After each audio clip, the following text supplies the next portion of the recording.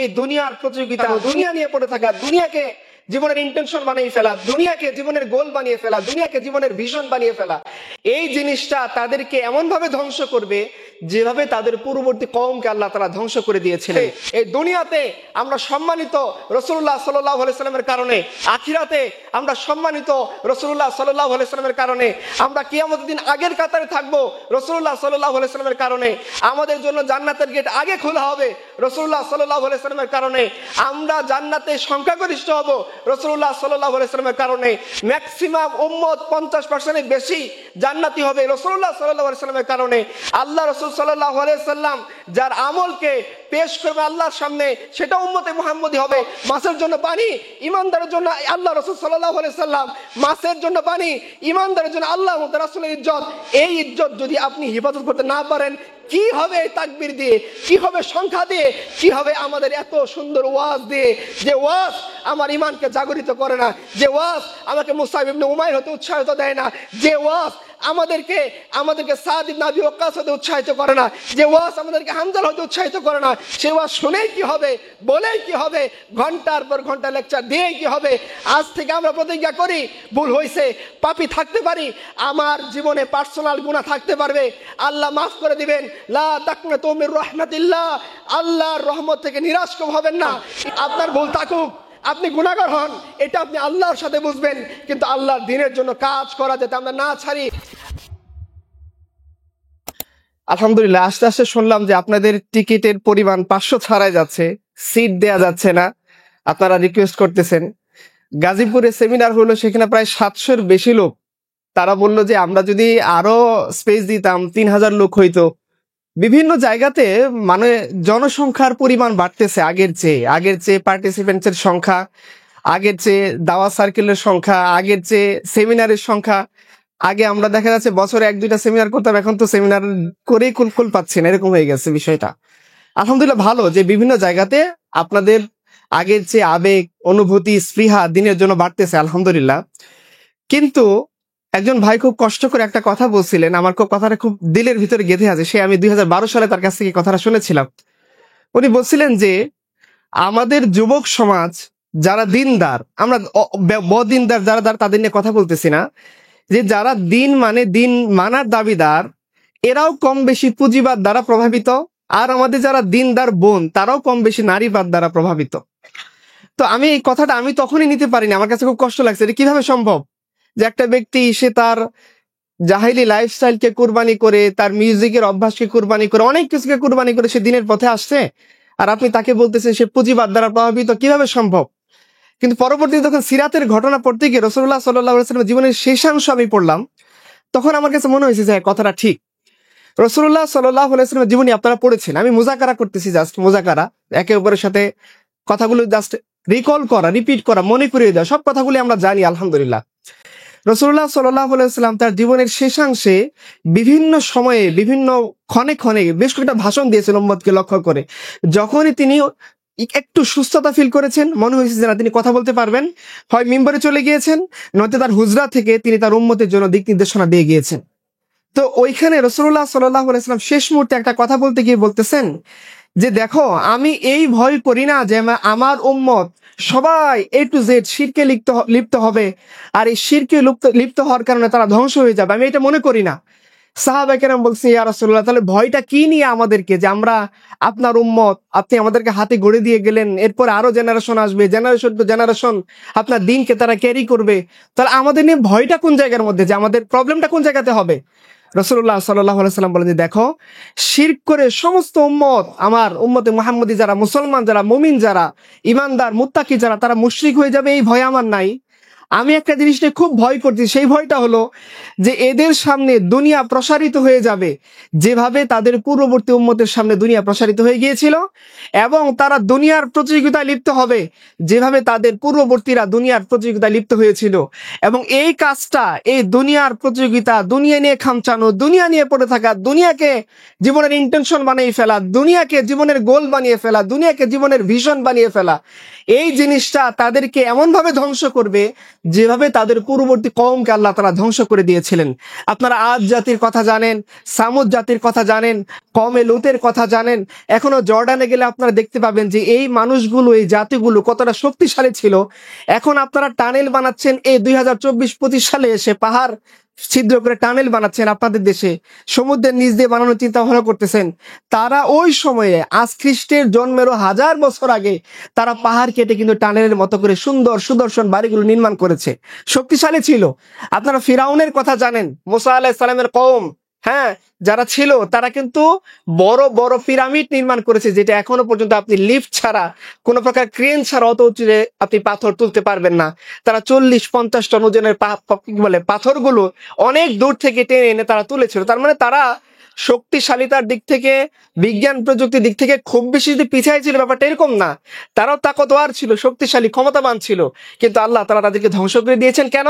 রাসূলুল্লাহ সাল্লাল্লাহু আলাইহি ওয়াসাল্লাম বললেন যে তাদেরকে ধ্বংস করা হয়েছে এই কারণে যে তারা দুনিয়ার প্রতিযোগিতা নিজেদেরকে মত্ত করে দিয়েছিল, ফলে তারা ধ্বংস হয়ে গিয়েছে। রাসূলুল্লাহ সাল্লাল্লাহু আলাইহি ওয়াসাল্লাম এই আলোচনাটাকে আরো লম্বা করলেন। তিনি বললেন, শোনো, তোমাদের সামনে এমন একটা কঠিন সময় আসতেছে যে যেভাবে তোমরা দস্তরখানা বিছিয়ে মেহমানকে বলো যে একটু আসেন, বসেন, খাবার খান, ঠান্ডা হয়ে যাচ্ছে, কত কষ্ট করে আপনি আসলেন, তকলিফ হইলো কিনা, কোনো কষ্ট হইলো কিনা, তোমরা যে এইভাবে মেহমানকে অনবরত ডাকতে থাকো, কল করতে থাকো, খাবার খান, বসেন, আপনার জন্য শরবত আনবো কিনা, আপনার জন্য পোলাও রান্না করবো কিনা, কোন মাছটা আপনি খাইতে পছন্দ করেন, যেভাবে তোমরা আগ্রহের সাথে, উৎসুক ভঙ্গি নিয়ে তোমরা একজন মেহমানকে ডাকতে থাকো, সেম এস তোমাদেরকে কাফেররা ডাকতে থাকবে। তবে মেহমানদারিতার জন্য না, যে তোমাকে নিয়ে এসে আপ্যায়ন করবে, তোমাদেরকে মারার জন্যে, হত্যা করার জন্যে, কতল করার জন্যে, নিঃশেষ করার জন্যে তারা অ্যানাউন্স করে দিবে আজকে অমুক জায়গায় হামলা হবে, তমুক জায়গায় বোম্বিং হবে, তমুক জায়গায় মিসাইল নিক্ষেপ হবে। গাজার মতো একটা নিরীহ নিষ্পাপ এলাকায় তারা বম্বিং করে হাসপাতাল থেকে শুরু করে সিভিলিয়ানদের সম্পত্তি, ব্যাংক, স্কুল, কলেজ সব ধ্বংস করে দিবে। পৃথিবী দেখবে, পৃথিবীর সামনে এগুলো ঘটবে। যারা নারায়ে তাকবীর বলে উম্মার জন্য চোখের পানি ফেলে, তাদের সামনে এই জিনিসগুলো ঘটবে, তোমরা কিচ্ছু করতে পারবা না। সাহাবায়ে কেরাম এই কথা শুনে বলেন, ইয়া রাসূলুল্লাহ, তখন কি আমাদের সংখ্যা কম থাকবে, যে আমরা ডে বাই ডে আমাদের সংখ্যা হ্রাস পেতে পেতে পেতে পেতে মুসলমানের সংখ্যা অনেক কম হবে আর কাফেরদের সংখ্যা বেড়ে যাবে, এটাই কি মূল কারণ হবে? রাসূলুল্লাহ সাল্লাল্লাহু আলাইহি ওয়াসাল্লাম বলে যে না, এইটা কারণ হবে না যে ডে বাই ডে তোমাদের সংখ্যা কমে যাবে, পৃথিবীতে তোমাদের খুঁজে পাওয়া যাবে না। যেভাবে অন্য উম্মতেরা দিন ছাড়তে ছাড়তে ছাড়তে সংখ্যা একেবারে কম হয়ে গিয়েছিল। আহলে আরবের মধ্যে যদি আপনি যান, রাসূলুল্লাহ সাল্লাল্লাহু আলাইহি ওয়াসাল্লাম যে সময় আহলে আরবে এসেছেন, আরবের জমিনে এসেছেন, ওই সময় মুমিনদের সংখ্যা খুবই কম। দুই একজন, ওয়ারাকা ইবনে নাফাল সহ এরকম কয়েকজন ছিল যারা আসমানি কিতাব, অরিজিনাল আসমানি কিতাবের চর্চা করত। গোটা আরব অন্ধকার জাহিলিয়াতের মধ্যে ছেয়ে ছিল। এরকম অবস্থা তো হবে না। রাসূলুল্লাহ সাল্লাল্লাহু আলাইহি ওয়াসাল্লাম বলে যে না, এরকম অবস্থা হবে না যে তোমাদের সংখ্যা কমে যাবে। অবস্থা কেন এরকম হবে, শোচনীয় কেন হবে? রাসূলুল্লাহ সাল্লাল্লাহু আলাইহি ওয়াসাল্লামকে সাহাবায়ে কেরাম পাল্টা প্রশ্ন করে, ইয়া রাসূলুল্লাহ, আমাদের এই শোচনীয় অবস্থার কারণ কি হবে? রাসূলুল্লাহ সাল্লাল্লাহু আলাইহি ওয়াসাল্লাম বলেন, দেখো, তোমরা তখন অনেক সংখ্যায় বেশি থাকবা, কিন্তু তোমাদের অবস্থা হবে সমুদ্রের মধ্যে ভাসমান ফেনার মতো। প্রিয় ভাইয়েরা, আপনারা অনেকেই কাপড় কেচেছেন অথবা সমুদ্র পাড়ে গিয়ে ফেনা দেখেছেন সমুদ্রের পানির ভিতরে। আপনি বলেন, সমুদ্রের পানির ফেনা সে কি সমুদ্রের ঢেউয়ের সাথে মোকাবেলা করার যোগ্যতা রাখে? রাখে না। সে মিটে যায়, মিশে যায়, নিঃশেষ হয়ে যায়। তার পরিমাণ যত হোক, তার অ্যামাউন্ট যত হোক, তার বিশালতা যত বড়ই আপনি দেখেন না কেন, এর শক্তি নেই সমুদ্রের ঢেউয়ের সাথে, ঝড়ের সাথে, উত্তাল তরঙ্গের সাথে মোকাবেলা করে সেখানে টিকে নিজের অস্তিত্বকে বজায় রাখা, নিজের অস্তিত্ব, নিজের শক্তি, নিজের তাকতকে জানান দেওয়া, এই শক্তি কোনো ফেনার নেই।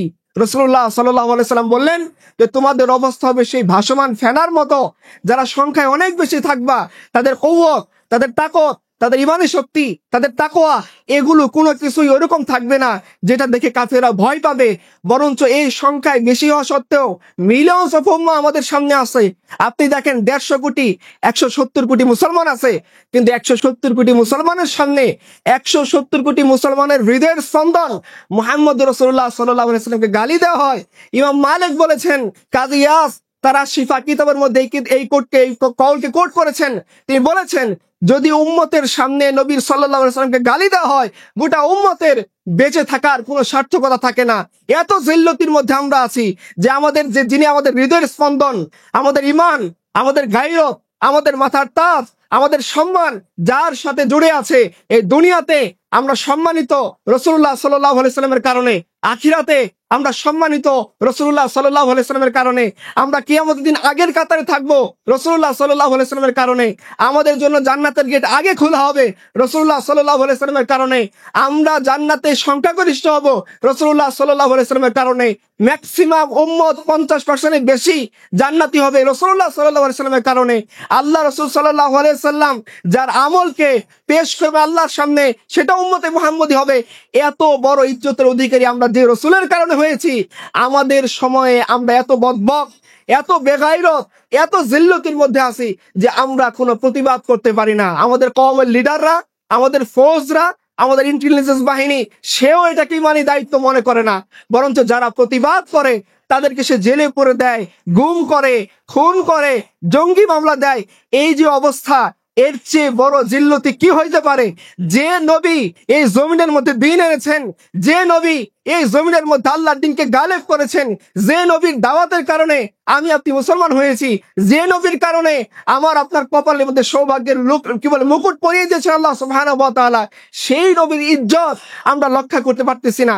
আপনি হাদিসের সাথে মিলান যে আমাদের জিল্লতি কি পরিমাণ হয়েছে।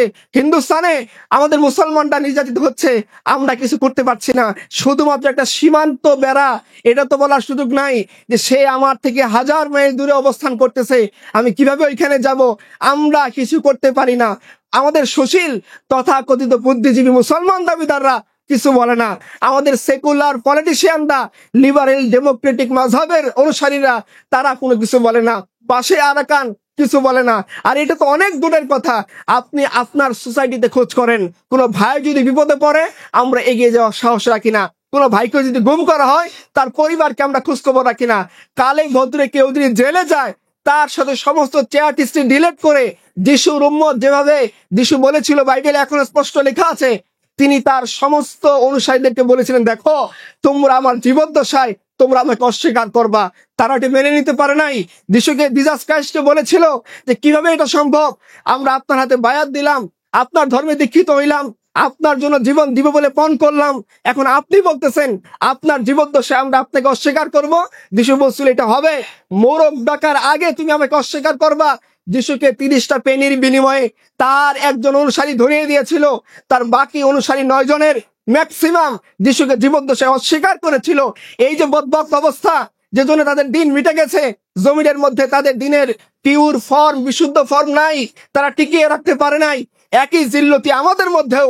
আমাদের কোনো ভাই যদি কোনো কারণে ধরে নিয়ে যায়, কোনো কারণে গুম হয়, কোনো কারণে জুলুমের নির্যাতনের শিকার হয়, চ্যাট হিস্ট্রি ডিলিট করে ফেলি, কল হিস্ট্রি ডিলিট করে ফেলি, কোন ধরনের তার সাথে সম্পর্ক ছিল এটা অস্বীকার করি, বারবার অস্বীকার করি। তাকে আমি চিনি না, তাকে জানি না, দেখি নাই। যিশুর উম্মতের মধ্যে আমরা জিল্লতি অবস্থার মধ্যে আছি। আমাদের সামনে আপনারা জানেন, মুসলমানদের সমাজের মধ্যে একজন যিনি মার্জিত দৃষ্টিভঙ্গি লালন করেন, ন্যূনতম যার গায়রত আছে, তার পরিবারের একজন ধর্ষিত হওয়াচ্ছে গোটা পুরুষ মরে যাওয়ার সমাজ থেকে ভালো। আপনারা বনু কুরাইজার, বনু কাইনুকার কাহিনী জানেন। একজন নারীকে ইহুদিরা পর্দার লঙ্ঘন করাইছিল, গোটা মুসলিম উম্মাহ ফুঁসে উঠেছিল। হিন্দুস্তান বিজয়ের কাহিনী আপনারা আমাদেরকে শিখাইছেন যে কেন মুহাম্মদ বিন কাসেম আসছিল, নাহিদ নামের একজন মহিলা, সে রাজা দাহিরের সৈন্যের হাতে বন্দী। সে তখন হাজ্জাজ বিন ইউসুফকে চিঠি লিখছে, হাজ্জাজ তুমি তো অনেক তাকতওয়ার, অনেক ক্ষমতাধর, মুসলিম উম্মতের মধ্যে তোমার যে গভর্নরশিপ, সেখানে তুমি অনেক তাকত নিয়ে চলো। কোথায় হাজ্জাজের তাকত, কোথায় তার ক্ষমতা? তোমরা থাকা সত্ত্বেও কিভাবে একজন নারী, হিন্দুস্তানে মুসলমান মুমিনা নারী কিভাবে ধর্ষিত হয়, এটা তো মেনে নেওয়া যায় না। হাজ্জাজ তার জামাতা মুহাম্মদ ইবনে কাসিম বলছে, শোনো, আমি তোমাকে হিন্দুস্তান শুধুমাত্র একজন নারীকে উদ্ধারের জন্য পাঠাচ্ছি না, গোটা হিন্দুস্তানকে তুমি নারী উম্মতে মুসলিমার জন্য নিরাপদ করে দিবা। উম্মতে মুসলিমার গায়রত ছিল তার নারী, উম্মতে মুসলিমার গায়রত ছিল তার ঘরের বউ, বেটি, বাচ্চা। উম্মতে মুসলিমা আজকে এমন অবস্থায় গেছে, তার সামনে তার বউ, বেটি, বাচ্চাকে সে নাচাচ্ছে, তার সামনে তার বউবটি বাচ্চাকে দিয়ে ব্লগ করিয়ে সে টাকা ইনকাম করতেছে। তার চোখের সামনে সে এত বেগারে হয়েছে, তার মেয়েকে নাচিয়ে মেয়েকে বিক্রি করে সে টাকা উপার্জন করতেছে। উম্মতে মুসলিমার গায়রত হারিয়ে গেছে। উম্মতে মুসলিমা তার নবীর ইজ্জতকে ইবাদত করতে পারে নাই। উম্মতে মুসলিমার সামনে আল্লাহকে চবর্গীয় শব্দ উচ্চারণ করে গালি দেওয়া হয়েছিল। কারো একটু রক্তচক্ষু জাগে নাই, কেউ একটু সাহস করে এগিয়ে আসে নাই। হাজারো দল, হাজারো মানুষ বলছে মুহাম্মদ রাসূলুল্লাহ আমার নবী। হাজারো মানুষ বলছে লা ইলাহা ইল্লাল্লাহ এটা আমার কালেমা। হাজারো মানুষ বলছে কালেমার জন্য মরি, কালেমার জন্য বাঁচি, কিন্তু কালেমার বিরুদ্ধে কথা বলছে মানুষ দাঁড়ায় নাই। এটাই প্রমাণ করে। আল্লাহ রাসূলের হাদিসের কাছে ফিরে যান। রাসূলুল্লাহ সাল্লাল্লাহু আলাইহি সাল্লাম জীবনের শেষ মুহূর্তের কথা। আপনি যখন জীবনের শেষ মুহূর্তে কাউকে কোনো কথা বলবেন, অবশ্যই সেটা অনেক গুরুত্বপূর্ণ হবে।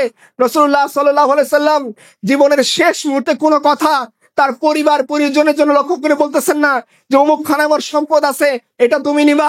ওই 10টা বর্মা আছে, এটা হাসানকে দিবা। অমুক খানে 10টা তীর আছে, হুসাইনকে দিবা। এই সম্পদ ফাতিমাকে দিবা, এটা আলীকে দিবা, আয়েশার জন্য এটা। এই কথা বলেন নাই। সব ইম্পর্টেন্ট কথাগুলো রাসূলুল্লাহ সাল্লাল্লাহু আলাইহি সাল্লাম মৃত্যুর আগে, তার ওফাতের আগে এই উম্মতের জন্য ক্লিয়ার করে গিয়েছেন। সেখানে এই কথা ছিল, উম্মাহ শোনো, তোমরা ধ্বংস এই কারণে হবে না তোমাদের শক্তি কম থাকবে, তোমরা ধ্বংস এই কারণে হবে না তোমাদের প্রযুক্তি কম থাকবে, তোমরা ধ্বংস এই কারণে হবে না তোমাদের সংখ্যা কম থাকবে, তোমরা ধ্বংস এই জন্য হবা তোমরা আল্লাহর দিনকে ছেড়ে দিয়ে দুনিয়া নিয়ে মত্ত হবা। আমি তোমাদেরকে মিসাল, উদাহরণ, এক্সাম্পল দিয়েছি। দুনিয়া তোমাদের চিরস্থায়ী জায়গা না। সাহাবে কেরাম জিজ্ঞাসা করেছেন দুনিয়ার উদাহরণ আমাদেরকে বলেন। আল্লাহ রাসূল বলেছেন, শোনো, দুনিয়া মানে হচ্ছে তুমি একজন মুসাফির, রেস্ট নিচ্ছ, যতটুকু দরকার ততটুকু নাও, এরপরে আবার চূড়ান্ত গন্তব্যের পানে যাত্রা শুরু করো। তোমার চূড়ান্ত গন্তব্য আখিরাত। দুনিয়া জাস্ট তোমার রেস্ট হাউস, যতটুকু লাগে নাও, এর বাইরে প্রয়োজনের অতিরিক্ত জিনিস সম্পদ কামিয়ে নিজের জীবন, নিজের যৌবন, নিজের হায়াত, নিজের যে সমস্ত আল্লাহর নিয়ামত, এগুলোকে বরবাদ করো না। আজকে উম্মতে মুসলিমার সব আছে, টাকা নাই। কে কথা বলছে টাকা নাই? প্রাডো পাজের উম্মতে মুসলিমার আছে, সে দামি গাড়িতে চলে। গুলশান বনান্যে ফ্ল্যাট কি সব হিন্দুস্তানের মুশরিকদের, মুসলমানদের ফ্ল্যাট? ঢাকায় বড় বড় দেখেন, আফতাবনগর দেখেন, কোথায় আছে যে সমস্ত মুশরিকরা এই সমস্ত বিল্ডিং উঠাইতেছে? 10 তলা, 20 তলা, 50 তলা বিল্ডিং উম্মতে মুসলিমার টাকায় উঠতেছে। বড় বড় বিজনেস, বড় বড় ফ্যাক্টরি উম্মতে মুসলিমার টাকায় দাঁড়াচ্ছে। কোথায় উম্মতে মুসলিমার টাকা নাই? কোথায় প্রযুক্তি নাই? কোথায় আমাদের সংখ্যা নাই? সব আছে, কিন্তু রাসূলুল্লাহ সাল্লাল্লাহু আলাইহি সাল্লাম যে সাবধান বাণী উচ্চারণ করলেন, শেষটায় গিয়ে তিনি বললেন, শোনো, 2টা কারণ আরো অ্যাড করে দেই যে কারণে তোমরা ধ্বংস হবা। হুব্বুদ দুনিয়া ওয়া করাহিয়াতুল মাউত, দুনিয়াকে ভালোবাসবা, দুনিয়াকে আঁকড়ে ধরে থাকবা, বাঁচতে চাইবা। একজন নারী তোমার জীবনের মৌলিক বিষয়বস্তু হয়ে যাবে। ফুটবল খেলা তোমার জীবনের মৌলিক বিষয়বস্তু হয়ে যাবে। অনলাইন জুয়া তোমার জীবনের মৌলিক বিষয়বস্তু হয়ে যাবে। পাবজি গেম তোমার জীবনের মৌলিক বিষয়বস্তু হবে। তোমার জন্য ভ্যালেন্টাইন্স ডে পালন করা জীবনের মৌলিক বিষয়বস্তু হবে। কনসার্ট তোমার জীবনের মৌলিক বিষয়বস্তু হবে। আপডেট মুভি, নিউ রিলিজ হওয়া মুভি তোমার জীবনের মৌলিক বিষয়বস্তু হবে। বিসিএস এক্সাম তোমার জীবনের মৌলিক বিষয়বস্তু হবে। তুমি বাঁচবা দুনিয়ার জন্য, তুমি মরবা দুনিয়ার জন্য, বেঁচে থাকতে চাইবা দুনিয়ার জন্য, আরো হায়াত চাইবা দুনিয়ার জন্য, কাজ করবা দুনিয়ার জন্য। মৌত হবে দুনিয়া নিয়ে করতে করতে, মরতে চাইবা না। মরার ভীতি তোমার মধ্যে জন্ম দিবে কেন? প্রত্যেকটা অপরাধী পুলিশের সামনে যেতে ভয় পায়, আদালতে কাজীর সামনে, বিচারকের সামনে যেতে সে ভয় পায়, কারণ সে জানে তার সামনে সাক্ষী সাবুত আছে, প্রমাণ আছে, তদন্ত রিপোর্ট আছে, ভিডিও আছে, ডকুমেন্টস আছে, সব কিছু পুলিশ উদ্ধার করে নিয়ে আসছে, বাঁচার রাস্তা নাই। ঠিক তেমনি যে অপরাধী দুনিয়াতে অপরাধ করেছে, আল্লাহর দিনের বাইরে চলেছে, আল্লাহর সাথে সে গাদ্দারি করেছে, দিনের সাথে গাদ্দারি করেছে, রাসূলুল্লাহ সাল্লাল্লাহু আলাইহি ওয়াসাল্লামের ওয়াদার সাথে গাদ্দারি করেছে, সে তো মরতে চাইবেই না। তার চোখের সামনে যখন ফেরেশতারা হাজির হবে, সে দেখতে পারবে তাদের বিপদ স্বরূপ। সে মরতে চাইবে না, বেঁচে থাকতে চাইবে। ফিরাউন চেয়েছিল চিরস্থায়ী হায়াত, সে জানতো সে মরার পরে সে চিরস্থায়ী আযাবের সম্মুখীন হবে। ফিরাউন বেঁচে থাকতে চাইছিল, নমরুদ বেঁচে থাকতে চাইছিল, আবু জেহেল বেঁচে থাকতে চাইছিল, পারে নাই। এজন্যই অপরাধীরা আল্লাহর সামনে দাঁড়াইতে ভয় পায়, এই জন্য তারা মৃত্যুকে ভয় পাবে। রাসূলুল্লাহ সাল্লাল্লাহু আলাইহি সাল্লাম এই কথা আমাদেরকে অনেক আগে জানিয়ে গিয়েছেন। আজকে উম্মতে মুসলিমার যুবকরা তারা বুকে হাত রেখে বলুক যে তারা আল্লাহর দিনকে লালন করে, তারা বুকে হাত দিয়ে বলুক যে তারা আল্লাহ রসুলের সাহাবীর মতো করে আল্লাহ রসুলকে ভালোবাসে, আল্লাহ রসুলের সাহাবীর মতো করে আল্লাহ রসুলকে ধারণ করে, আল্লাহ রসুলের সাহাবীর মতো করে দিনকে লালন করে। সাহাবায়ে কেরামের সাথে পারস্য সম্রাটের যুদ্ধ হচ্ছে, পারস্য সম্রাট বারবার লড়াই করতেছে, সে পেরে উঠতেছে না। চিঠি লিখছে সম্রাট ইয়াজদিগর চীন সম্রাটের কাছে, হে চীন সম্রাট, ফোর্স পাঠাও, লড়াই করি। জীর্ণ শীর্ণ শুকনো রুটি খাওয়া, হালকা পাতলা পোশাক পরা, ঘোড়া অস্ত্র শস্ত্র নেই, এরকম দুর্বল এক ফোর্সের সাথে, দুর্বল এক ফৌজের সাথে, দুর্বল এক উম্মতের সাথে কিন্তু কোন যুদ্ধেই আমরা জয়ী হইতে পারি না। প্রত্যেক যুদ্ধে তারা জয়ী হয়। তারাই সিরিয়ানে বিজয়ের মালা। এর কারণ আমি উদ্ঘাটন করতে পারতেছি না। আমার মনে হয়েছে রিজার্ভ ফোর্সের দরকার, যে ফোর্সের মাধ্যমে আমি তোমার সাথে লড়াই করতে পারবো। সম্রাট, চীন সম্রাট চিঠি লিখছে, ফিরতি চিঠি, যে তুমি তাদের বৈশিষ্ট্য আমাদের সামনে বর্ণনা করো। চীন সম্রাটকে সম্রাট ইয়াজদিগর চিঠি লিখছে, শোনো তাদের বৈশিষ্ট্য আমি তোমাদেরকে বলি।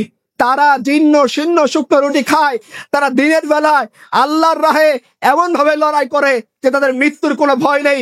মনে হয় যেন তারা মৃত্যুকেই এই ময়দানের ভিতরে খুঁজে বেড়াচ্ছে। রাতের বেলা বাচ্চা শিশুর মতো জায়নামাজ বিছিয়ে কাঁদে, মনে হয় তারা যেন কার ভয়ে ভীত সন্ত্রস্ত। তাদের জেনারেল, কমান্ডার ইন চিফ, সিপাহ সালার যদি কোনো অপরাধ করে সাধারণ ফৌজির মতো তার বিচার হয়। সাধারণ ফৌজি যে দস্তরখানায় বসে খাবার খায়, ওই বাহিনীর সিপাহ সালার, কমান্ডার ইন চিফ, সেও একই দস্তরখানায় বসে খাবার খায়, কোনো নাইনসাফি করে না।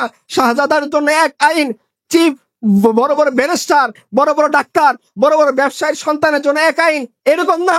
বসুন্ধরার কোম্পানির মালিক যদি অপরাধ করে তার জন্য যে বিধান, রাস্তার একজন রিক্সাওয়ালা যদি অপরাধ করে এই বিধান তারা কায়েম করে। সম্রাট ইয়াজদিগরকে চিঠি লিখছে চীনের সম্রাট, শোনো, বিদায় ওয়ান নিহায়াতে লেখা আছে, আপনারা পড়ে দেখতে পারেন। বলছে, শোনো, আমি এমন বাহিনী পাঠাইতে পারি যার শুরু হবে তোমার পারস্যে, শেষ হবে চীনে, কিন্তু আমি একটা বাহিনী পাঠাবো না। কেন? বলছো, তুমি যে বাহিনীর বর্ণনা দিলা, এতটা ন্যায়, এতটা ইনসাফ, এতটা আদল যারা করে, খবরদার আল্লাহর সামনে দাঁড়িয়ে তুমি বিজয় লাভ করার স্বপ্ন দেখো না। এদেরকে তুমি কোনোভাবেই পরাজিত করতে পারবে না। এই কাফেলা এগিয়ে যাবে, ভালো তো এটাই, তুমি তাদের সাথে সন্ধি করো।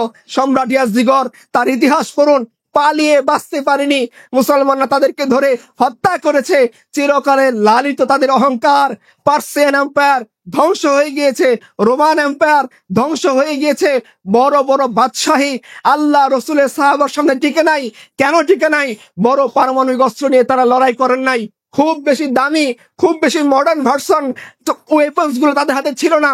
ছিল একটা জিনিস, আল্লাহর দিন আর ওই তামান্না। তারা দুনিয়াতে বেঁচে থাকতে চাইতেন না। এক সাহাবী আসলেন বদরের যুদ্ধে, কিতাব পড়ুন, সাহাবী এসে বলেন, ইয়া রাসূলুল্লাহ, কোন মৃত্যুতে আল্লাহ হাসেন, যে মৃত্যু দেখলে আমার রব হাসবেন, এরকম একটা মৃত্যুর কথা আমাকে বলেন। রাসূলুল্লাহ সাল্লাল্লাহু আলাইহি সাল্লাম বলেন, শোনো, তুমি যদি বর্ম খুলে শত্রু বাহিনীর ভিতরে ঝাঁপিয়ে পড়ো, লড়াই করতে করতে আল্লাহর দিনের জন্য শহীদ হয়ে যাও, এই মৃত্যু দেখলে আল্লাহ হাসবেন। সাহাবায়ে কেরাম, ওই সাহাবী এই বর্ণনা শুনে বলছে, ইয়া রাসূলুল্লাহ, বর্ম খুলে ফেললাম, ঝাঁপিয়ে পড়লাম, উনি মারা যাচ্ছেন। আল্লাহ রাসূল বলেন, দেখো ওই লোকটা জান্নাতে চলে যাচ্ছে। জিন্নিদা রাদিয়াল্লাহু আনহা উহুদের যুদ্ধে প্রাণপণ অবস্থা, তাকে আনা হলো, রসুলের পায়ের সাথে ঠেক দিয়ে রাখা হলো। রসুলের সাথে যে 9 জন সাহাবী ছিলেন, ওই 9 জন সাহাবীর মধ্যে একজন ছিলেন জিন্নিরা রাদিয়াল্লাহু আনহা। তাকে মুমূর্ষ অবস্থায় তিনি ক্রমাগত তীরের আঘাত, তলোয়ারের আঘাত, ধনুকের আঘাত সহ্য করতেছিলেন। এসে যখন জীবনের মুমূর্ষ অবস্থায় পরে মরে যাচ্ছেন, তাকে এনে হাজির করা হয়েছে। রাসূলুল্লাহ সাল্লাল্লাহু আলাইহি সাল্লাম তার পা মুবারক দিয়ে জিন্নিরাকে আটকে রেখেছেন। জিন্নিরা তার মাথা আল্লাহ রাসূলের পায়ের ভিতরে দিয়ে রাখছেন। জিন্নিরা বলছে, ইয়া রাসূলুল্লাহ, যখন যুদ্ধের ময়দানে আসছি আল্লাহর কাছে দোয়া করছি, আল্লাহ আমার মৃত্যুটা যাতে রাসূলের পায়ের কাছে হয়, এই দোয়া করছি, আর আল্লাহ আমার দোয়াকে কবুল করেছে। এটা ছিল মৃত্যু, যে মৃত্যু সাহাবায়ে কেরাম চাইতেন, যে মৃত্যু সাহাবায়ে কেরাম তালাশ করতেন, যে মৃত্যু সাহাবায়ে কেরাম কামনা করতেন। হামজা ইবনে আব্দুল মুত্তালিব মারা গিয়েছে, আল্লাহ রাসূল কাঁদতেছেন, তার দেহ টুকরা করা, তার কলিজা টুকরা করা, তার চেহারা চেনা যাচ্ছে না, তাকে বোঝা যাচ্ছে না ভালো করে যে হামজা ইবনে আব্দুল মুত্তালিব। রাসূলুল্লাহ সাল্লাল্লাহু আলাইহি সাল্লাম এই দৃশ্য দেখে এত বেশি কষ্ট পাইছেন, তিনি বলছেন, এই লাশ আমি নিব না, লাশ এখানে থাক। কিন্তু তার বোন কষ্ট পাবে, সোফিয়া, এই কথা চিন্তা করে রাসূলুল্লাহ সাল্লাল্লাহু আলাইহি ওয়াসাল্লাম লাশ নিয়েছেন, রাসূলুল্লাহ সাল্লাল্লাহু আলাইহি ওয়াসাল্লাম যখন ডুকরে কাঁদছিলেন, আল্লাহ তাআলা জিবরিল আমিনকে পাঠিয়েছেন, যাও আমার বন্ধুকে আমার হাবিবকে বলো আমি আসমানে লিখে দিছি হামজা আল্লাহর সিংহ, আল্লাহ রাসূলের সিংহ। রাসূলুল্লাহ সাল্লাল্লাহু আলাইহি ওয়াসাল্লামের চাচা জাফর ইবনে আবি তালেব, যার সাথে আল্লাহ রাসূলের অনেক মিল ছিল, তাকে পাঠিয়েছেন মুতার যুদ্ধে, শহীদ হয়ে গিয়েছেন। কুফাররা তার হাতে পতাকা, ডান হাত কেটে দিছে, বাম হাতে পতাকা ধরছেন, বাম হাত কেটে দিছে, দুই বাহু দিয়ে পতাকা ধরছেন, বাহু কেটে ফেলছে, পড়ে গেছেন রক্তক্ষরণ হইতে হইতে। এই সাহাবী আল্লাহর কাছে চলে গিয়েছেন দুনিয়া থেকে। তাকে যখন এই অবস্থায় আল্লাহ রাসূলকে খবর পাঠানো হলো, তিনি লাইভ দেখতেছিলেন, বর্ণনা আসছে, দেখে বলতেছেন ওই যে জাফর ইবনে আবি তালিব এগিয়ে গেল, তার হাত কেটে দিল, সে শহীদ হয়ে গেল, চোখ দিয়ে আল্লাহ রাসূলের ঝরঝর করে পানি পড়তেছে। সাহাবী যখন খবর দিলেন এই অবস্থায় জাফর ইবনে আবি তালিব চলে গেছেন, আল্লাহ রাসূল বলেন, শোনো, জাফর দুনিয়াতে আল্লাহর জন্য আল্লাহর হাত হারাইছেন, আর আল্লাহ তাকে পাখা লাগিয়ে দিয়েছেন, এখন সে আরশের চারদিকে উড়ে বেড়াচ্ছে। এই তো ছিল মৃত্যু। সাদ ইবনে মুআজ মারা গেছেন, রাসূলুল্লাহ সাল্লাল্লাহু আলাইহি ওয়াসাল্লাম বলতেছে, শোনো, চলো তাড়াতাড়ি, আমার মনে হচ্ছে হানজালাকে যেভাবে সাহাবীরা ফেরেশতারা গোসল দিয়েছিল, হয়তো তাকে ওইভাবে গোসল দিয়ে ফেলবে, তাড়াতাড়ি চলো। কিতাবের মধ্যে আসছে রাসূলুল্লাহ সাল্লাল্লাহু আলাইহি সাল্লাম এত দ্রুত পা চালাইতেছিলেন, সাহাবী বলতেছেন আল্লাহ রাসূলের সাথে তাল মিলাতে গিয়ে আমাদের জুতার ফিতা ছিঁড়ে যাচ্ছে। রাসূলুল্লাহ সাল্লাল্লাহু আলাইহি সাল্লাম গিয়ে দেখলেন সাদের মা কাঁদতেছে, তার পরিবারের গোত্রের লোকেরা গোসল দিতেছে। রাসূলুল্লাহ সাল্লাল্লাহু আলাইহি সাল্লাম বললেন, সাহাবীরা শোনো, আমি তোমাদেরকে বলি, এই সাদের মৃত্যুতে আল্লাহর আরশ কেঁপে উঠছে। এমন মানুষ ছিলেন তারা যে মৃত্যুকে ভয় পাননি, মৃত্যুকে খুঁজে বেরিয়েছেন, দুনিয়াকে আপন করে নেননি। এই জন্য আল্লাহ তাদের জন্য আল্লাহ রাস্তায় মৃত্যুকে, আল্লাহর দিনের জন্য জীবন দেওয়াকে, দিনকে আঁকড়ে ধরাকে সহজ করে দিয়েছিলেন। আমাদের বরবাদি টুপি দাঁড়িয়ে আছে, আলহামদুলিল্লাহ, খুব জরুরি জিনিস, পাগড়ি জুব্বি টুপটুপা সবই আছে, আলহামদুলিল্লাহ, খুব সুন্দর জিনিস, কোনো নিষেধ নাই, এগুলো পরবেন, ইসলামের সংস্কৃতি আপনারা জিন্দা করবেন। কিন্তু দিলের মধ্যে, হৃদয়ে হাত রাখেন, দিল पे हाथ रख, साथ साथ दस है मुसलमान का मतलब क्या, इश्क नबी नहीं सीने विच, वो त्रास ईमान का मतलब क्या, उस हिंदुस्तानी ठीका से इतने जंग का मतलब क्या, जिससे पाक नबी का इज्जत नहीं, उस हजरत बंग का मतलब क्या। হৃদয়ে হাত রাখেন, বলেন যে মুনাফিকের কোন বৈশিষ্ট্য আমার মধ্যে নেই, মুনাফিকের কোন বৈশিষ্ট্য আমার দিলের ভিতরে নেই, মুনাফিকের কোন বৈশিষ্ট্য আমার আমলের ভিতরে নেই, আমার ফিকিরের ভিতরে নেই, আমার মানহাজের ভিতরে নেই। এই আমি কথা বলতেছি, আমার মতো নিফাক আছে, আপনাদের সঙ্গে ভালো সাজার জন্য ভালো কথা বলতেছি, নইলে আপনারা ভালো বলবেন না। নিফাকি আমাদেরকে আষ্টে পৃষ্ঠে ঘিরে ফেলছে, দুনিয়া আমাদেরকে আষ্টে পৃষ্ঠে ঘিরে ফেলছে। আজকে উম্মতে মুসলিমার সদস্য, উম্মতে মুসলিমার যুবক জন্ম নিয়েছে মুসলমান পরিবারে, তার বাপ তার মুসলমান নাম রাখছে, মা তাকে মুসলমান নাম রাখছে, সে খেলার জন্যে, সে প্রেমিকার জন্যে, সে ক্যারিয়ারের জন্যে এক সাবজেক্টে ফেল করছে, এই জন্যে আত্মহত্যা করে মারা যাচ্ছে। তার জীবন সে আল্লাহর জন্য দিতে চায় না, তার জীবন আল্লাহ রাসূলের দেখানো পথে দিতে চায় না, তার জীবন সাহাবা কেরামের দেখানো পথে দিতে চায় না। সে জীবন দিতে চায় একটা মেয়ের জন্য, জীবন দিতে চায় ক্যারিয়ারের জন্য, জীবন দিতে চায় দুনিয়ার জন্য। এটা হাদিসের সাথে মিলান। রাসূলুল্লাহ সাল্লাল্লাহু আলাইহি ওয়াসাল্লাম আমাদেরকে কি বলছেন, যে তোমরা ধ্বংস হবা এই কারণে যে তোমরা দুনিয়া নিয়ে মত্ত হবা, দুনিয়া তোমাদেরকে ধ্বংস করে দিবে, দুনিয়া তোমরা আষ্টে পৃষ্ঠে আঁকড়ে ধরে থাকবা। পূর্ববর্তী কওম যেভাবে ধ্বংস হয়েছিল, তোমরা ওইভাবে ধ্বংস হয়ে যাবা। আজকে আমাদের বরবাদি দেখেন কোন সময় ছিল। আল্লাহ রাসূলের কাছে যান, রাসূলুল্লাহ সাল্লাল্লাহু আলাইহি সাল্লাম হেঁটে যাচ্ছেন, উট কাটতেছে, একটা উট, জন্তু জানোয়ার যাকে সমাজ অ্যাভয়েড করতে পারে। রাসূলুল্লাহ সাল্লাল্লাহু আলাইহি সাল্লাম বললেন, তুমি কাঁদো কেন? এই উট আল্লাহ রাসূলের সাথে কথা বলতেছে, তার কষ্ট সে শেয়ার করতেছে, বলতেছে, ইয়া রাসূলুল্লাহ, আমার মালিক আমাকে পালে, আমাকে নিয়ে সফর করে, দূর দূরান্তে যায়, ভালো খাবার খেতে দেয় না, জীর্ণ শীর্ণ অবস্থায়, ক্ষুধার্ত অবস্থায়, এই জন্য আমি কাঁদতেছি। রাসূলুল্লাহ সাল্লাল্লাহু আলাইহি সাল্লাম তার মালিককে ডেকে সাবধান করে দিয়েছেন। আবু দাউদের বর্ণনা, সাহাবীরা দুইটা পাখি নিয়ে এসেছেন, বাচ্চা পাখির মা আল্লাহ রাসূলের সামনে উঠতেছে, আল্লাহ রাসূলের সামনে উঠে কিছু বলতে চায়।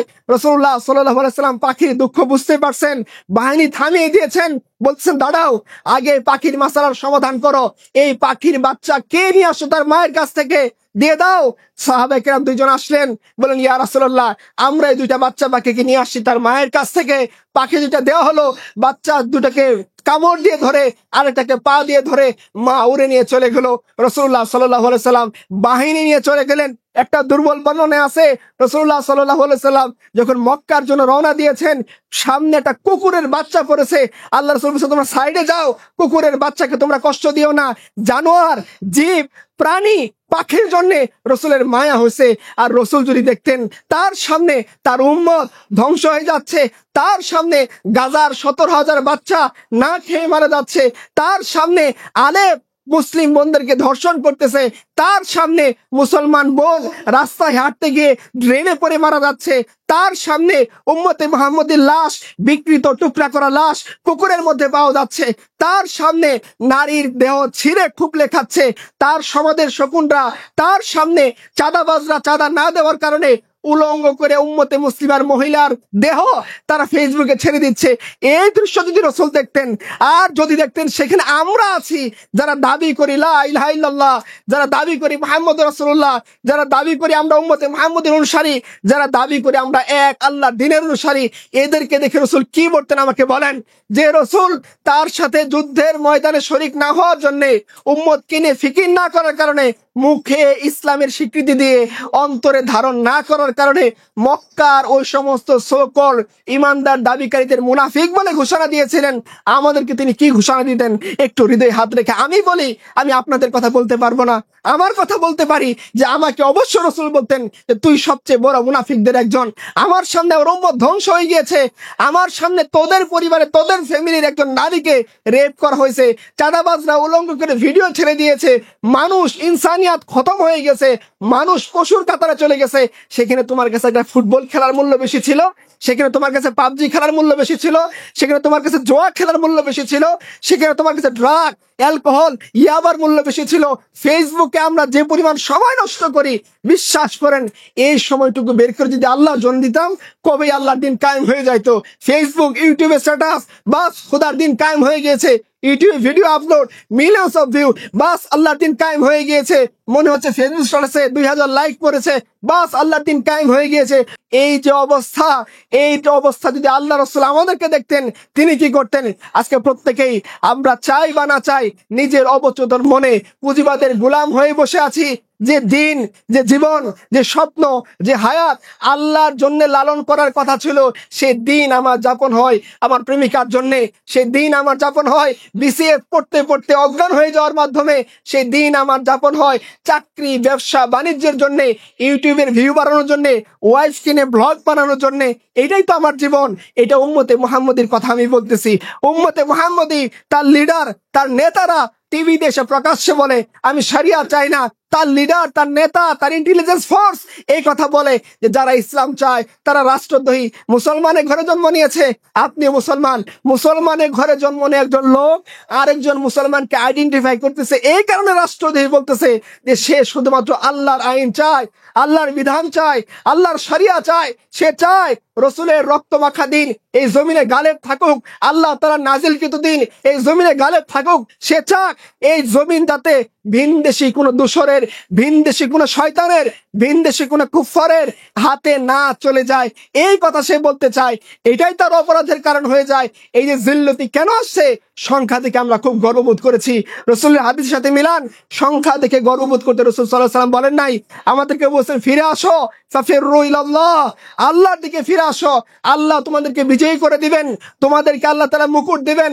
আপনারা চীনের কথা জানেন, রোমানের কথা জানেন, পারস্যের কথা জানেন, সবার রাজ মুকুট, রাজকোষ, জুয়েলারি, ক্রাউন জুয়েলারি সাহাবে কেরামের সাথে আসছে। তারা কেন গিয়েছিলেন? মাল কামানোর জন্যে, দৌলত কামানোর জন্যে, ক্ষমতা বাড়ানোর জন্যে, সাম্রাজ্যবাদিতার জন্যে, নিজেরা বড়লোক হওয়ার জন্য না।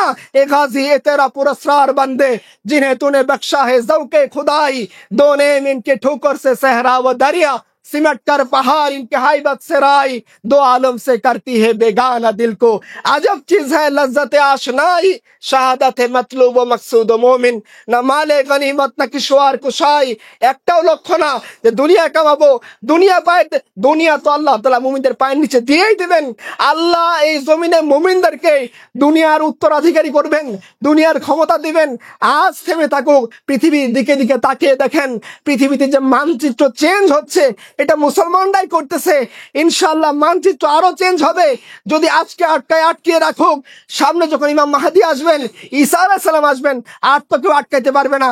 আপনারা বলেন, ঈসা আলাইহিস সালাম যখন দুনিয়াতে আসবেন, তিনি কি দাজ্জালের ভয়ে পালাবেন না দাজ্জাল তার ভয়ে পালাবে? কেন পালাবে দাজ্জাল তার ভয়ে?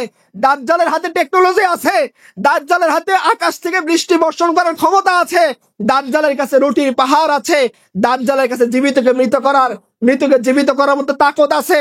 তারপরও দাজ্জাল ওই সঠিক ধর্মের অনুসারী, সঠিক দিনের দাওয়াতদাতা নবী আলাইহিস সালামের সামনে টিকতে পারবে না, ইমাম মাহাদির সামনে টিকতে পারবে না, হারিয়ে যাবে।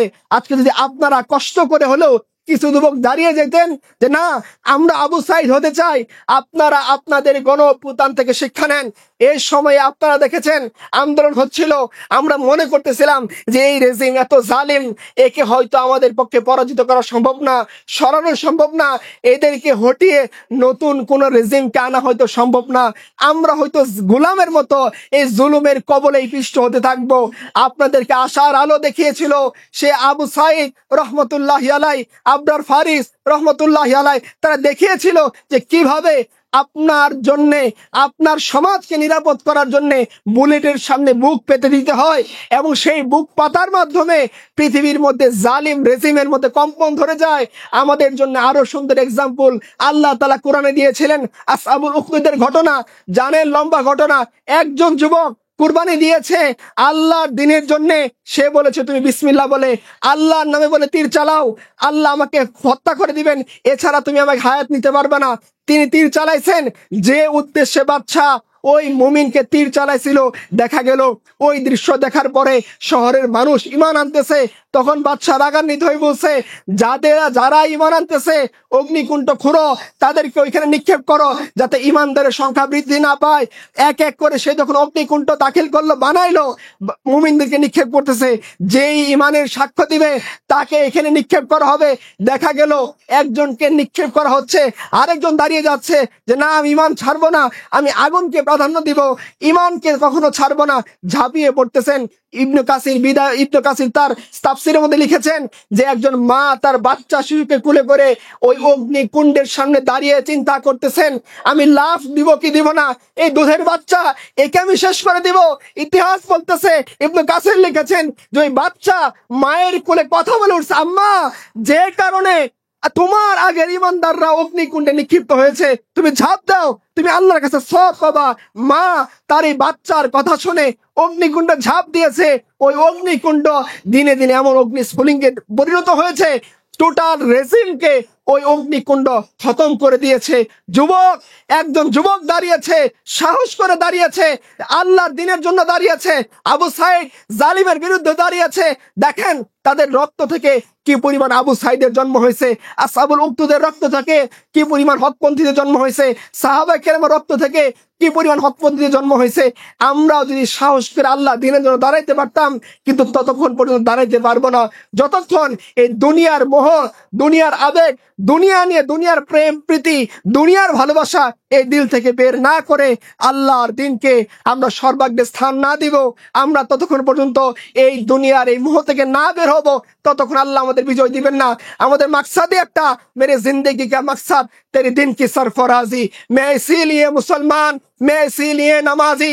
একটাই লক্ষ্য, এই জমিনে আপনিও বেঁচে থাকবেন, মুশরিকও বেঁচে থাকবে। মুশরিক মারা যাবে, সে দুনিয়াতে আল্লাহর কাছে কোনো হিসাব পাবে না। আপনি মারা যাবেন, আল্লাহ আপনাকে মালাইকা ফেরেশতা পাঠাবেন, তারা আপনাকে ইস্তেকবাল করবেন, তারা আপনাকে রিসিভ করবেন, আপনাকে বলবেন তুমি ভয় পেও না, ভীত হও না, তুমি কোনো চিন্তা পেরেশানি করো না, আমরা নাহনু আউলিয়া হুকুম ফিল হায়াতিদ দুনিয়া ওয়া ফিল আখিরা, আমরা দুনিয়াতে তোমার আউলিয়া হব, বন্ধু হব, ফ্রেন্ড হব।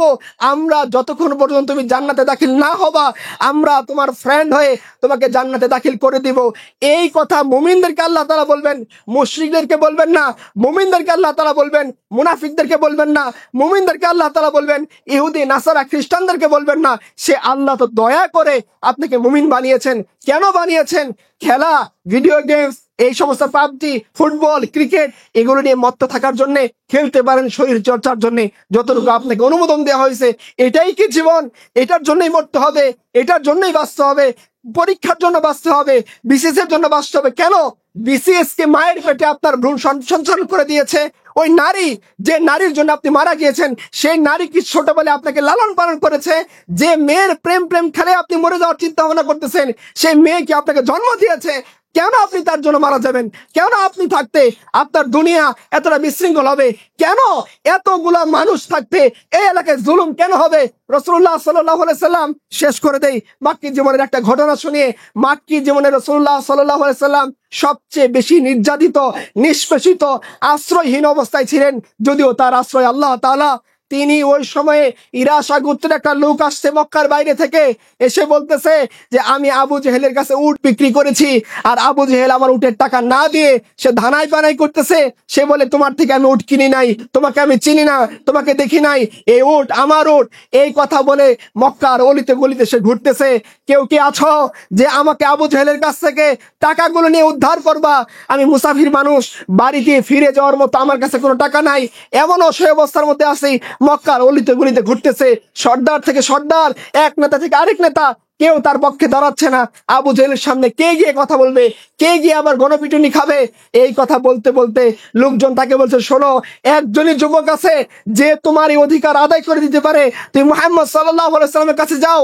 শুকটা দৌড়ে গিয়েছে, ইয়া মুহাম্মদ, আমার কাছ থেকে আবু জেহেল অন্যায়ভাবে উট কিনেছে, এখন সে টাকা দিতে যাচ্ছে না, তুমি আমার টাকাটা উদ্ধার করে দাও, আমি গরিব মানুষ, এলাকায় ফিরে যাব, পর্যাপ্ত পরিমাণের রাহা খরচ পাথেও আমার কাছে নেই। রাসূলুল্লাহ সাল্লাল্লাহু আলাইহি ওয়াসাল্লাম এই কথা শোনা মাত্রই লোকটার হাত ধরে আবু জেহেলের বাড়িতে গিয়েছেন, দরজায় নক করেছেন, বলছেন আবু জেহেল, এই লোকটার টাকা এক্ষুনি দাও। আবু জেহেলের পিছন পিছন, ওই লোকদের পিছন পিছন মক্কার মুশরিকরা আসছে। তারা মনে করছে আবু জেহেল বোধহয় এখন ঘরে গিয়ে সে তলোয়ার এনে, বল্লম এনে, ধনুক এনে এখনই হয়তো আক্রমণ শুরু করবে রাসূলুল্লাহ সাল্লাল্লাহু আলাইহি ওয়াসাল্লামের উপরে। দেখা গেল আবু জেহেল টাকা এনে সুরসুর করে বলছে, নাও, তাড়াতাড়ি টাকা নিয়ে আমাকে উদ্ধার করো। রাসূলুল্লাহ সাল্লাল্লাহু আলাইহি ওয়াসাল্লাম চলে গিয়েছেন। ওই সমস্ত মুশরিকরা আবু জেহেলকে বলতেছে, খুব তো আলটিমেটাম দাও, মুহাম্মদকে এই করব, সেই করব, আক্রমণ করব, দেখে নেব।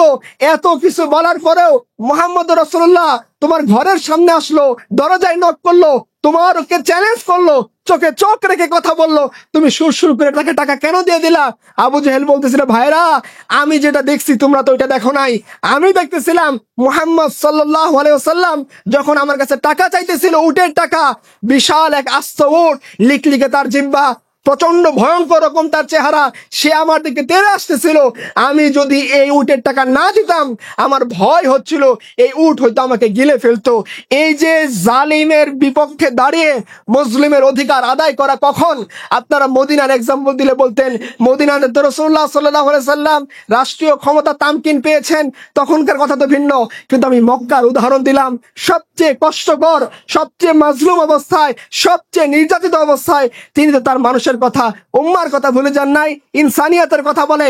আজকে জাতিসংঘ আমাদেরকে ইনসানিয়াত শেখায়, পশ্চিমা বিশ্ব আমাদেরকে ইনসানিয়াত শেখায়, ইউরোপ আমেরিকা আমাদেরকে ইনসানিয়াত শেখায়, অথচ আপনারা দেখতেছেন তাদের ইনসানিয়াত শুধুমাত্র কুফফারদের জন্য, তাদের ইনসানিয়াত শুধুমাত্র ইহুদিদের জন্য, তাদের ইনসানিয়াত শুধুমাত্র খ্রিস্টানের জন্য। একটা ইহুদি বললে গোটা বিশ্ব কেটে ওঠে, শুধুমাত্র গোটা বিশ্ব না, হীনমন্যতায় ভোগা মুসলমান যারা জানে না হারবি কাফের কাকে বলে, কেঁপে উঠতেছে, কেন এই মুশরিক মারা গেল, কি তার অপরাধ? আপনার চোখের সামনে ৯৭,০০০-এর বেশি মুসলমান, ৯৭,০০০-এর বেশি উম্মতে মুসলিমা সদস্য গাজায় মারা গেল। কোনোদিন কোনো মুশরিক ক্ষমা চায় নাই, ভুল স্বীকার করে নাই। ইরাকে ৭ লাখ শিশুকে অবরোধ দিয়ে মেরেছে, কোনোদিন ভুল স্বীকার করে নাই।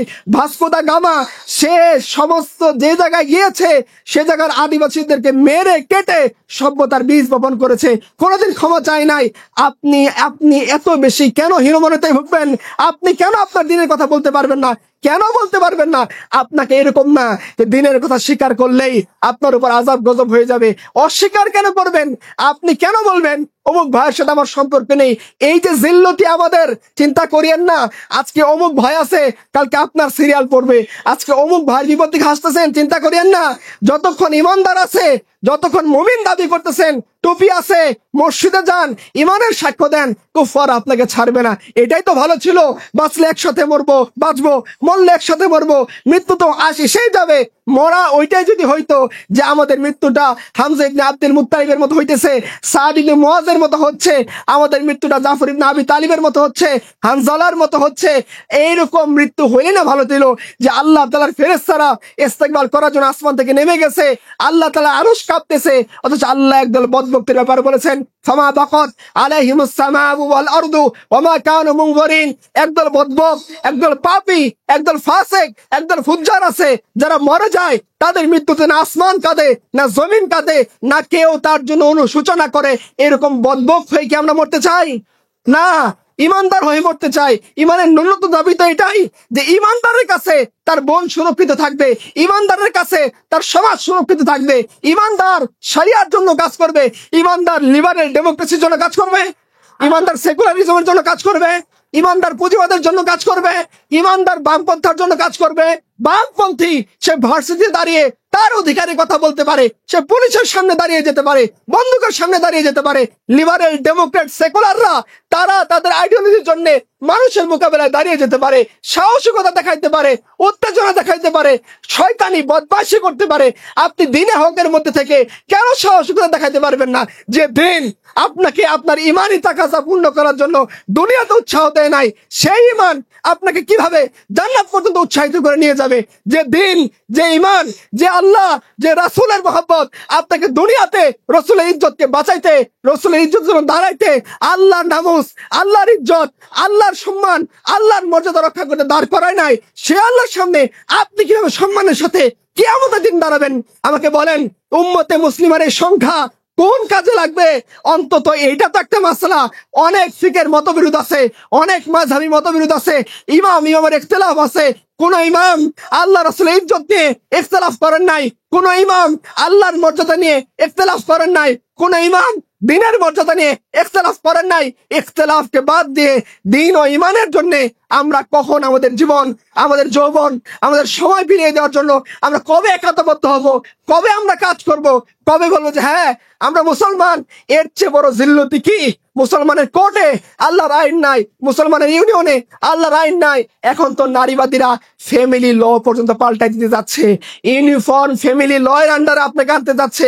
ওই দুই একটা টিপ ব্লাউজ পরে নারী আপনার উপরে ছড়ি ঘোরায়, আর আপনি শত মুসলমান হয়ে এই দৃশ্য বরদাস্ত করে যান। এটা কিভাবে সম্ভব যে মুসলমান সমাজের মধ্যে বেঁচে থাকবেন, মুসলমান দাবি করবেন, বলবেন 92% মুসলমান?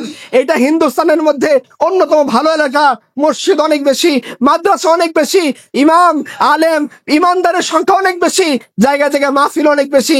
কিন্তু তারপরেও যদি এই জিল্লতি থাকে যে আমাদের সমাজের মধ্যে প্রথম আলো ডেইলি স্টারের ক্ষমতা ইমানদারদের চেয়ে বেশি, এই ইমানদার এই সংখ্যা নিয়ে, এই সমাজ নিয়ে, এই তার আইডিওলজি নিয়ে কিভাবে সে গর্ববোধ করে? যে তার থাকা উচিত ছিল যে আল্লাহর দিন এই জমিনে থাকবে, মুসলমান থাকবে, ইসলাম থাকবে, দিনের সম্মান থাকবে, গায়রত থাকবে, আল্লাহ রাসূলের ইজ্জত থাকবে। যেখানে আল্লাহ রাসূলের ইজ্জত নাই সেখানে মুমিন সার্ভাইভ করতে পারে না। মাছকে আপনি ডাঙ্গায় তুলে দেন, সে সার্ভাইভ করতে পারবে না। ইমানদারকে যদি আপনি এরকম অবস্থা নিয়ে যান যেখানে সে আল্লাহ রাসূলের ইজ্জতকে হেফাজত করতে পারতেছে না, ইমানদার সার্ভাইভ করতে পারবে না। এটাই ইমানদারের বৈশিষ্ট্য। মাছের জন্য পানি, ইমানদারের জন্য আল্লাহ রাসূল সাল্লাল্লাহু আলাইহি সাল্লাম। মাছের জন্য পানি, ইমানদারের জন্য আল্লাহ ও তার রাসূলের ইজ্জত। এই ইজ্জত যদি আপনি হেফাজত করতে না পারেন, কি হবে তাকবীর দিয়ে, কি হবে সংখ্যা দিয়ে, কি হবে আমাদের এত সুন্দর ওয়াজ দিয়ে? যে ওয়াজ আমার ইমানকে জাগরিত করে না, যে ওয়াজ আমাকে মুসআব ইবনে উমাইর হতে উৎসাহিত দেয় না, যে ওয়াজ আমাদেরকে সাদ ইবনে আবি ওয়াক্কাস হতে উৎসাহিত করে না, যে ওয়াজ আমাদেরকে হামজালা হতে উৎসাহিত করে না, সেই ওয়াজ শুনেই কি হবে, বলেই কি হবে, ঘন্টার পর ঘন্টা লেকচার দিয়েই কি হবে? আজ থেকে আমরা প্রতিজ্ঞা করি, ভুল হয়েছে, পাপী থাকতে পারি, আমার জীবনে পার্সোনাল গুনাহ থাকতে পারবে, আল্লাহ মাফ করে দিবেন। লা তাকনাতু মির রাহমাতিল্লাহ, আল্লাহর রহমত থেকে নিরাশ হবেন না। ইবাদদিলুল্লাহু সাইয়্যাতিহিম হাসানাত, আল্লাহ গুনাহকে নেকি দ্বারা পরিপূর্ণ করবেন, আল্লাহর ওয়াদা, তিনি এটা বাস্তবায়ন করবেন। আমরা আমাদের ওয়াদা বাস্তবায়ন করব কিনা? আমরা আল্লাহর জন্য কাজ করব কিনা? আপনার ভুল থাকুক, আপনি গুনাহগার হন, এটা আপনি আল্লাহর সাথে বুঝবেন, কিন্তু আল্লাহর দিনের জন্য কাজ করা যাতে আমরা না ছাড়ি। আমরা খেলাধুলা, আমাদের এই সমস্ত পশ্চিমের বেহায়াপনা, পর্নোগ্রাফি, মিউজিক, এই সমস্ত পাবজি, এই সমস্ত জিনিস নিয়ে নিজের যৌবনকে ধ্বংস না করি। আল্লাহ আমাদেরকে ইমানদার বানিয়েছেন আল্লাহর জান্নাত, জান্নাতুল ফেরদাউসে যাওয়ার জন্য, জাহান্নামে যাওয়ার জন্য না। আমরা সেজন্য কাজ করবো তো ইনশাআল্লাহ। আল্লাহ আমাদের তৌফিক দান করুক।